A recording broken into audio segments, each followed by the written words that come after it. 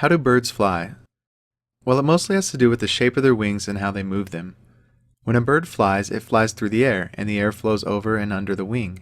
If we look at a section of a bird's wing from the side, we see that it is big up front and then tapers off toward the back, kind of like an airplane wing. When talking about flying, this shape is called an airfoil. Now the air flows around the wing like water in a river. If you've ever been on a river, you'll notice that it moves very slow at the wide parts, but speeds up really fast when the river narrows. This is because the same amount of water that was in the wide parts now has to move through a much smaller space at the narrow parts.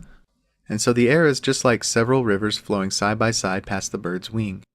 The shape of the wing, the airfoil, makes it so the river of the air that flows over the top of the wing gets squeezed and narrowed. And just like a river, this air has to speed up. And the river of air that flows under the wing actually widens and slows down a little. Now imagine you are traveling down this river of air and you have a cannon on your boat.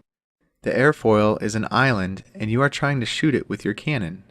But you have to reload the cannon every time you fire, so you can only shoot it once every few minutes. If you are going really fast down the river, you will only have time to shoot a few cannonballs at the island. But if you go down the wider part of the river at a much slower pace, you will be able to hit the island with more cannonballs. This is kind of what happens with a bird's wing, but instead of cannonballs, it's the air that's landing on the wing. Because the air on top is pushing less on the wing than the air on the bottom, the wing gets moved upward. This upward push is called lift, and it's the main reason birds are able to fly. But there are other tricks birds use too. To get more air to pass over their wings, birds will flap them, especially when taking off. When they do, they rotate their wings forward and down and then lift them back up to start over again. Rotating the wing forward causes the lift from the air to push the bird not only in an upward direction, but forward as well. This forward push is called thrust.